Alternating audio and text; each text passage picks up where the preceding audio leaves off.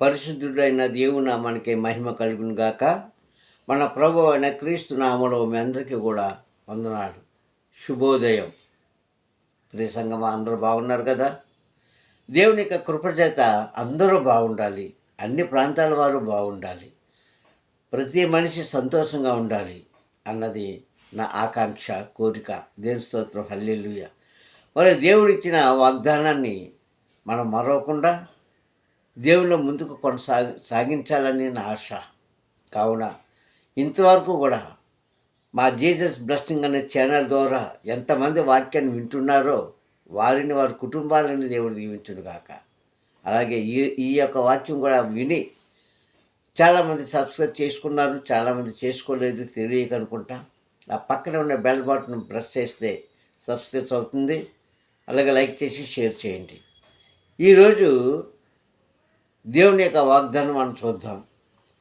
చాలామందిలో సంగమ ఒక అనుమానం అనేది ఉంటుంది.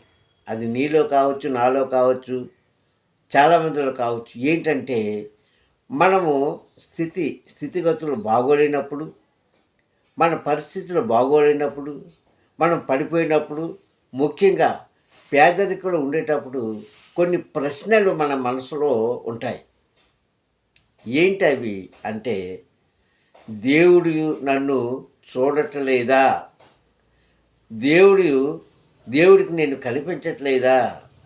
దేవుడికి మా పరిస్థితి తెలియట్లేదా? దేవుడు మమ్మల్ని విడనాడా? దేవుడు మా ప్రార్థన ఆలకించట్లేదా? దేవుడు మా కన్నీటి ఉపవాస విజ్ఞాప ప్రార్థనలు వినట్లేదా? ఏంటి మా పరిస్థితి? ఇది ప్రశ్నలు. కానీ బైబిల్ ఏం చెప్తుందో తెలుసా ప్రియ సంగమా? ఇంతవరకు ఈ నూతన దినము వరకు, ఈ నూతన క్షణం వరకు, ఈ నూతన మాసం వరకు, అంటే ఈ నెల వరకు మనం సజీవులుగా ఉన్నామంటే దేవుడు మనల్ని పట్టించుకోకపోతే మనం సజీవులుగా ఉన్నాం. అందుకంటాను, ఈరోజు మనం ఈ నూతన దినాన్ని చూస్తాము అంటే దేవుడి యొక్క కృప, దేవునికి స్తోత్రం కలుగును గాక. దేవుని యొక్క దయ, ఆయన దయ లేకపోతే మనం సజీవులుగా ఉండం. దేవుని స్తోత్రం, హల్లెలూయా. ద్వితీయోపదేశ కాండంలో ఒక మంచి మాట మనం చూసినట్లయితే 5వ అధ్యాయం ఉంటుంది. నేటి వరకు మీరు సజీవులై ఎందుకున్నారు అంటే దేవుడిని యెహోవాను అద్దుకున్నందుకు మీరు సజీవులుగా ఉన్నాము అంటారు అక్కడ. అంటే ఏంటి? మనం దేవుడి బిడ్డలై ఉన్నాము కనుక, దేవుడు మనల్ని ఎంచుకున్నాడు కనుక, దేవుని యొక్క కృప మన మీద ఉంది కనుక నూతన జన్మాన్ని ఇచ్చాడు. అనగా ఏంటి నూతన జన్మం? చాలామంది జన్మదినాలు చేసుకునేటప్పుడే నా పుట్టినరోజు అనుకుంటారు. కానీ అది కాదు. మనం ఎంతమంది అయితే భూమి మీద ఈ రోజు వరకు బ్రతుకున్నారో వాళ్ళందరూ కూడా నూతనంగా జన్మించిన వారే. అంటే మనిషికి ప్రతిరోజు కూడా పుట్టినరోజే, అంతే కదండి. పండుగలు వేసామంటే నూతన జన్మది. కానీ అలా కాదు, పుట్టినరోజు నాడే మనం తలంచుకుంటాం. ఏదైనప్పటికీ ప్రతి సంగమ చూస్తున్న దేవుడు, విడనాడని దేవుడు, గమనిస్తున్న దేవుడు, ప్రేమించే దేవుడు. నీ స్థితిగతులు ఇలాగే ఉండవు, మన స్థితిగతులు ఇలాగే ఉండవు. ఏదొక్క దినాన దేవుడు చూస్తున్నవాడు కనుక మనకు సహాయం చేస్తాడు. ఆయన సహాయకుడు కనుక. ప్రియ సంగమ, కుటుంబ భారంలో, అనారోగ్యంతో, ఇరుకు ఇబ్బందులతో చాలామంది బాధపడుతున్నారు. చాలామంది ఉన్నారు అలాగా. మనందరం కూడా అదే స్థితిలో ఉన్నవారమే. కానీ చూస్తున్న దేవుడు, కాపుదలు ఇచ్చే దేవుడు మనకున్నాడు. దేవుని స్తోత్రం, హల్లెలూయా. కనుకనే విశ్వాసం చేత ఏదైనా మనం సాధించాలి. ప్రార్థన చేస్తున్నావు, ఆలయానికి వెళ్తున్నావు, వాక్యం వింటున్నావు, వాక్యం చదువుతున్నావు, ప్రతిగానాలు చేస్తున్నావు. కానీ నీలో విశ్వాసం అనేది త్రుటిలు పోనీయకుండా కాపాడుకుంటే ఆ విశ్వాసమే మన పరిస్థితులను మారుస్తుందని గ్రంథంలో రాయబడిన లేఖనాల్లో అనేక చోట్ల మనకు కనిపిస్తుంది. దేవుని స్తోత్రం, హల్లెలూయా. యేసుక్రీస్తు ప్రభువారు కూడా ఆయన సువార్త చేసే దినాల్లో ఎంతోమంది బలహీనులను ఆయన బలపరిచాడు. ఎంతోమంది రోగులను స్వస్థపరిచాడు. ఆయన ఒక మాట అన్నాడు, మనందరికీ తెలిసిన మాట అది. ఏంటి? నీ విశ్వాసమే నిన్ను స్వస్థపరిచింది. నీ నమ్మకమే నిన్ను నిలబెట్టింది. దేవుని స్తోత్రం. హల్లెలూయా.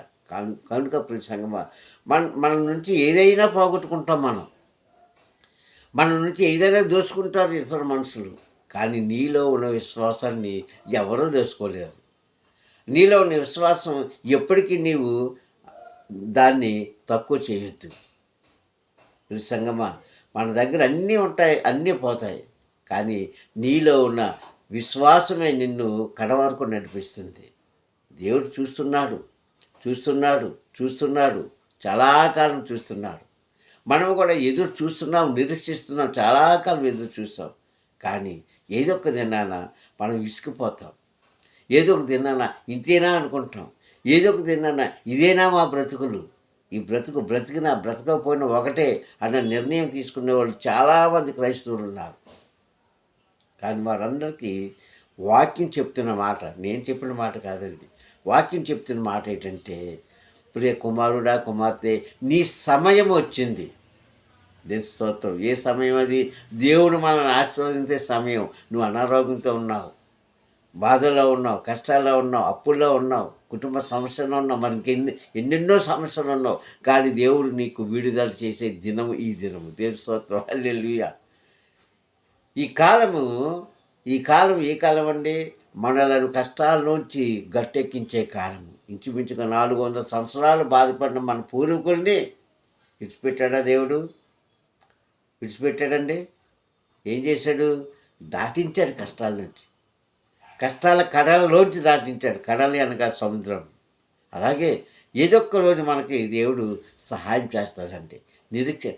నిరీక్షించు ప్రియ సహోదరుడా, నిరాశ పడిపోకు ప్రియ సహోదరి. నిజమే, చాలా కష్టాలు ఉన్నాం. కానీ చూస్తున్న దేవుడు మనం విడిచిపెట్టేవాడు కాదు.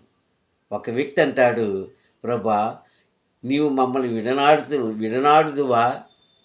మా మొర ఆలకించవా? నువ్వు ఆలకించేవాడు కాదా? నీ కృప మామ నుంచి దూరపరుస్తావా? ఇంకెంతకాలం మా మీద నువ్వు కోపగించుకుంటావు? ఇంకెంతకాలం మమ్మల్ని దూరంగా ఉంచుతావు?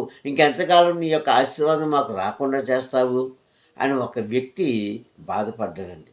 కానీ తరువాత ఆయన అంటాడు కదా, ఇదిగో నిన్ను ఆశీర్వదించడానికి నీ దగ్గరికి వచ్చాను కనుక నిన్ను ఖచ్చితంగా ఆశీర్వదిస్తానని ఆశీర్వదించిన దినాలు మనం చూస్తున్నాం. కనుక ప్రియ సంగమా, ఉదయకాలం ఎండ ఎలాగైతే నిలకడగా ఉండదో, రాత్రికాలం వస్తుందో, అలాగే చీకటిలో ఉన్న మనకి ఉదయాన్ని ఇస్తాడు. దేవుని స్తోత్రం. హల్లెలూయా.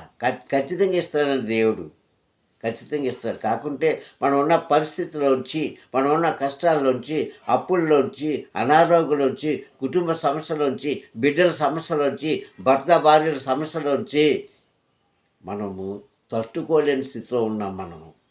కానీ ఒక్కసారి హృదయపూర్వకంగా విశ్వాసంతో, అపారమైన విశ్వాసంతో దేవుడికి మొరపెట్టండి అని అంటాడు. ఇదిగో నా కుమారుడా, కుమార్తె, నీ సమయం వచ్చింది. దేవుని స్తోత్రం. ఏ సమయము? నేను నిన్ను ఆశీర్వదించే సమయం వచ్చింది కనుక ఇదిగో నా ఆశీర్వాదములు నీ మీదను, నీ కుటుంబాల మీదను, నీ బిడ్డల మీదను, తరతరాల మీదను నేను ఉంచుతానని వాగ్దానం ఇచ్చిన దేవుడు చాలా నమ్మదగిన దేవుడు. కావున ప్రియ సంగమా, మనం ఏ స్థితిలో ఉన్నామో మనకు అందరికీ తెలుసు. కానీ క్రీస్తు మనకిచ్చిన అభయం ఏమిటంటే, నిన్ను చూస్తున్న దేవుడు, కనికరించే దేవుడు. దేవుని స్తోత్రం. హల్లెలూయా. నిన్ను గమనించిన దేవుడు, నీకు సహాయం చేసే దేవుడు, నీ వెంట ఉన్న దేవుడు, నిన్ను కాపాడే దేవుడు. నిత్యుడగు తండ్రి అయిన దేవుని యొక్క చేతిలో మనం ఉన్నాము. తన కుమారుడైన క్రీస్తు యొక్క నామంలో మనం ఉన్నాము.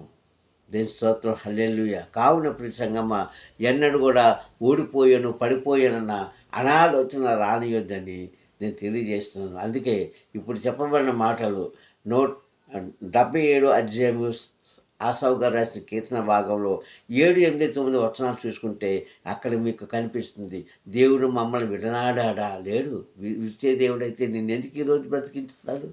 ఈ రోజు నువ్వు ఎందుకు మరలా నీ కుటుంబ సభ్యులతో, నీ భర్తతో, భార్యతో, పిల్లలతో, ఇరుగు పొరుగుతో, స్నేహితులతో మాట్లాడే నీకు ఆ యొక్క ఆయుష్కాలం ఎక్కడి నుంచి వచ్చింది?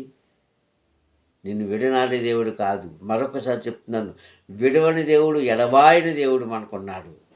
ప్రియ సంగమా సహోదరులారా, ఈ నూతన సమయం దేవుడు మనకిచ్చాడంటే నిజంగా ఆయన కృప మన మీద ఉంది. కావున ఇది గమనించుకొని మనం ఉన్న పరిస్థితిలోంచి మొరపెట్టినప్పుడు చూస్తున్నాడు దేవుడు ఖచ్చితంగా మనకు సహాయం చేస్తాడని, అన్ని విషయాల్లో కూడా మనకు తోడుగా ఉంటాడని తెలియజేస్తున్నాడు. ప్రార్థన చేసుకుందాం. దయగల తండ్రి, కనికర సంపన్నుడా, నీకు వందనములు. ఈ సమయంలో నా తండ్రి యేసయ్యా, మాకు సహాయంగా ఉన్నవాడు నీవే, సహాయకుడు నీవే కనుక తండ్రి మా కష్టాల్లో, కన్నీళ్ళలో, వేదనలో విడిచిపెట్టే దేవుడు కాదు. కానీ తండ్రి యేసయ్యా, మేము చేసిన దోషములకు తండ్రి యేసయ్యా, నీవు ఇచ్చిన తండ్రి పనిష్మెంట్ ఇది కనుక అది భరించి విశ్వాసంతో నీలో ముందు కొనసాగడానికి సహాయం చేయమని వాక్యాన్ని బిడ్డలందరినీ దీవించి ప్రతి సమస్యకు పరిష్కారం దయచేసి నీ నామాన్ని కనపరుచుకోమని క్రీస్తు నామని ప్రార్థన అడుగుతున్నాను పరమ తండ్రి. ఆమేన్, ఆమేన్, ఆమేన్. మీ అందరికి మరొకసారి ప్రభువు నామంలో వందనాలు. సదాదేవుడు మీకు తోడే ఉండును గాక. ఆమేన్.